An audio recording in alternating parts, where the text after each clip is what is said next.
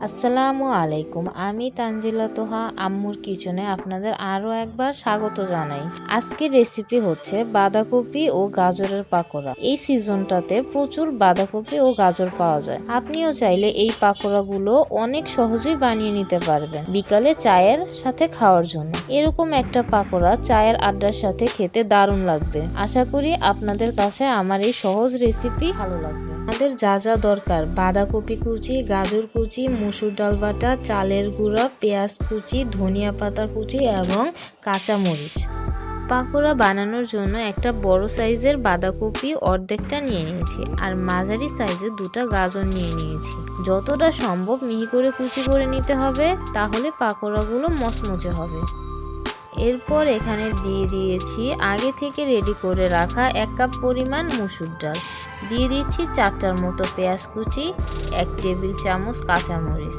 এখন দিয়ে দিব হাফ চা চামচ হলুদ গুঁড়া, 1 চা চামচ মরিচ গুঁড়া, 1 চা চামচ ধনিয়া গুঁড়া। এরপর দিয়ে দিব 1 চা চামচ জিরার গুঁড়া, 2 চা চামচ আদা রসুন বাটা, 1 চিমটি বেকিং সোডা। এখন দিয়ে দিয়েছি পরিমাণ মতো লবণ আর দিয়ে দিয়েছি 1 টেবিল চামচ ধনিয়া পাতা। দিয়ে দিব একটা ডিম আর দিয়ে দিব 1/4 কাপ চালের গুঁড়ো।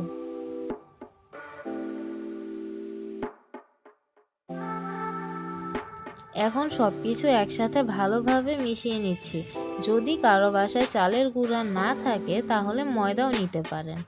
সবকিছু একসাথে মাখানো হয়ে গেলে এখন প্যানে দিয়ে দিব পরিমাণ মতো সয়াবিন তেল। মিডিয়াম আঁচে তেল গরম করে নিতে হবে। এখন একটা সাইড থেকে পাকোড়ার মতো বানিয়ে গরম তেলের উপর ছেড়ে দিচ্ছি। একটা একটা করে দিব, এক সাইড থেকে দিয়ে দিব। আমার দেখানো ভিডিওর পাকোড়াগুলোর মতো করে দিতে হবে।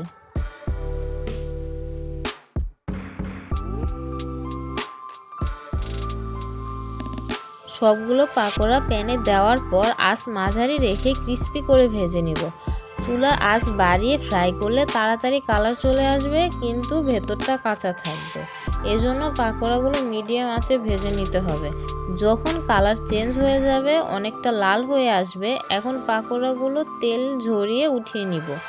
আজকে সবগুলো পাকোড়া ঠিক একইভাবে ভেজে নিব।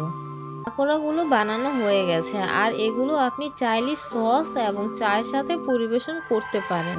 বিকেলের চায়ের আড্ডার সাথে এরকম একটা পাকোড়া খেতে দারুণ লাগবে। আমার এরকম সহজ ও মজাদার রেসিপি ভালো লাগলে আমাদের চ্যানেল সাবস্ক্রাইব করে পাশে থাকবেন। সবাইকে ধন্যবাদ জানিয়ে আজকে এখানেই বিদায় নিচ্ছি। আল্লাহ হাফেজ।